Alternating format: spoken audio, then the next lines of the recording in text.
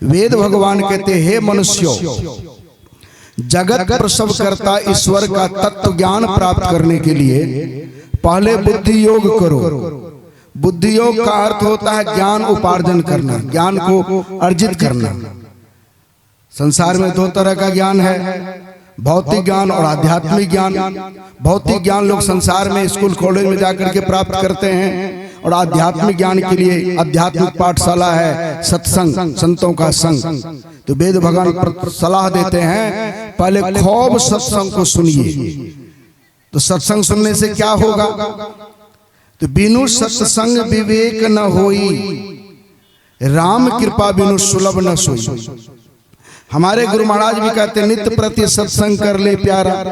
भगवान कृष्ण और उद्धव की भी जो संवाद हुआ है, उसमें भी ब्रह्मानंद जी महाराज ने संवाद को अपने शब्दों में सजाया है। संत मिले तब मैं मिल जाऊं, संतन मुझसे न्यारे, बिन सत्संग मुझे नहीं पावे, कोटि जतन करी हारे।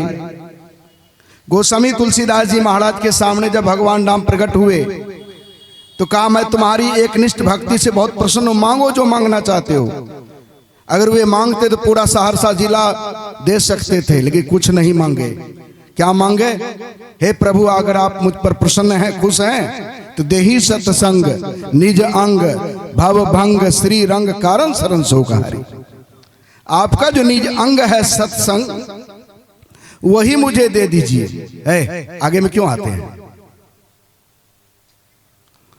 वही मुझे दे दीजिए। इस सत्संग जो है परमात्मा का निज अंग है। अगर आप सत्संग को पकड़ लिए तो समझ लीजिए भगवान के हाथ को हमने पकड़ लिया है। इसलिए सत्संग रामायण में भी आया है, राम भगति के तेहि अधिकारी, जिनको सत्संगति अति प्यारी। विवेक जगेगा सत्संग में। विवेक का अर्थ क्या होता है? विवेक मन होता है सार क्या है, असार क्या है, सत्य क्या है, असत्य क्या है, पाप क्या है, पुण्य क्या है, कर्तव्य क्या है, अकर्तव्य क्या है, धर्म क्या है, अधर्म क्या है। इसका ज्ञान होगा सत्संग। जब सत्य क्या है, असत्य क्या है, यह ज्ञान होगा सत्संग में। इसी सत्संग में यह ज्ञान होगा सत्य सोई जो विनसे नाही। वह सत्य परमात्मा है जिसका विनाश किसी काल में नहीं होता है। वह अपरिवर्तन, वह जो परिवर्तनशील नहीं है और उसमें कोई परिवर्तन नहीं होता है, तत्व रूप में है। तत्व रूप जैसे घी का तत्व है, दूध का तत्व है घी। मैं कहा आपको पता है सब्जी में नमक नहीं है, तो वो क्या कहता है? नमक है, मैं खा रहा हूं। मैं कहा आप महात्माओं के झूठ बोलते हैं। मैं कहता हूं नमक नहीं है। गुस्सा से तमतमा कर वह महात्मा एकदम, महात्मा जी खड़े हो गए। मैं नजदीक में कहा बैठिए, नमक है तो कहां है, हमको दिखाइए। कहा कि हम नमक दिखा तो नहीं सकते, लेकिन है, आप खाकर देखिए। कहा उसी तरह जिस तरह खाने से नमक का ज्ञान होता है, आप गुरु महाराज के ज्ञान को जीवन में धारण करके देखिए, परमात्मा है कि। श्री सद्गुरु महाराज की जय। वो परमात्मा गुरु महाराज ने कह दिया, मन बुद्धि इंद्रियन को गम नहीं, आत्मगम सो राम, राम हो राम। कबीर बाबा ने भी कह दिया, बाबा अगम अगोचरी कैसा। किसी ने प्रश्न किया है वह परमात्मा कैसा है, तो कबीर साहब ने कह दिया, जो दिसे सो तो है नहीं, है सो कहा न जाए। तब सैना बहना क्या समझाऊं, सैना बहना कहीं समझाऊं, गूंगे का गुरु भाई। जैसे जो नहीं बोलता है, गूंगा है, उस व्यक्ति को मिठाई या गुड़ खिला दीजिए। अब पूछिए कैसा लगा? बोल नहीं सकता, व्यक्त नहीं कर सकता है। उसी तरह परमात्मा मन बुद्धि इंद्रियों से ऊपर है, माया मंडल से ऊपर है। ये सारी इंद्रियां माया मंडल में नीचे है। ऊपर का पता, छत का पता, नीचे वाला कैसे बता सकता है? अब देखिए कबीर साहब दूसरी जगह कहते हैं, श्रुप अखंडित, वह जो परमात्मा है निर्गुण है, निराकार है, निर्मोहा है। निर्गुण मतलब तीनों गुणों से पड़े, रजोगुण तमोगुण सत्वगुण से पड़े। निराकार जिनका कोई आकार प्रकार नहीं है, जाके मुंह माथा नहीं, नहीं रूपक रूप, पूप बासते पतला ऐसा तत्व अनूप। पूप मन होता है फूल, अब फूल का सुगंध कितना पतला होता है, परमात्मा उससे भी ज्यादा पतला है। अभी सुन रहे थे, जो परम तत्व आदि अंत रहित, असीम, अजन्मा, अगोचर, इंद्रियों के ज्ञान में नहीं आने वाले, जो पांचों तत्वों से परे है। परमात्मा ना मिट्टी तत्व है, ना पानी तत्व है, ना अग्नि तत्व है, ना हवा तत्व है, ना आकाश तत्व है, इससे परे है। सबसे पांचों तत्वों में सबसे अधिक सूक्ष्म है आकाश। जो आकाश को बनाने वाले हैं वो आकाश से भी ज्यादा सूक्ष्म है। इंद्रियों के ज्ञान में कैसे आ सकता है? जैसे देखिए, दीवार घड़ी है, टेबल घड़ी है और हाथ की घड़ी है, तीनों घड़ी ही है। लेकिन जिस यंत्र से आप, जिस चुट्टा पिलास से यंत्र से आप दीवार घड़ी के कलपुर्जों को खोल लेंगे, पकड़ लेंगे, जिस यंत्र से आप टेबल घड़ी के कलपुर्जों को खोल लेंगे, पकड़ लेंगे, उस यंत्र से आप हाथ की घड़ी के कलपुर्जों को न खोल सकेंगे न पकड़ सकेंगे। क्यों? दीवार घड़ी का कलपुर्जा मोटा मोटा होता है, टेबल घड़ी का कलपुर्जा मोटा मोटा होता है।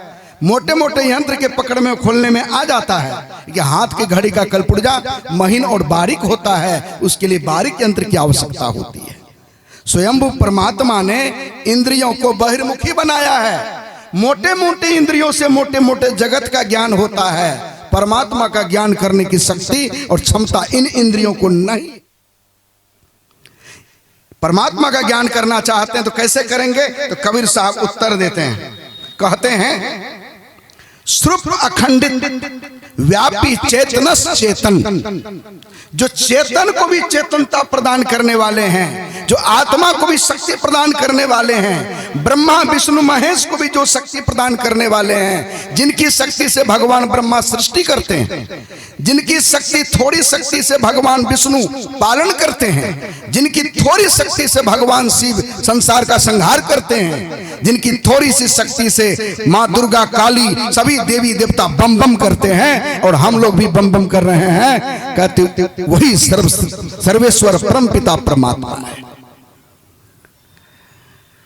उस परमात्मा की शक्ति को, परमात्मा को जानना चाहते तो कबीर साहब कहते हैं चैतनस चेतन, आगे पीछे दाएं बाएं अनंत, बढ़ाते बड़ा छोड़ते छोटा, में ही ते सब लेखा, सबके मध्य निरंतर साईं, दृष्टि दृष्टि सो देखा।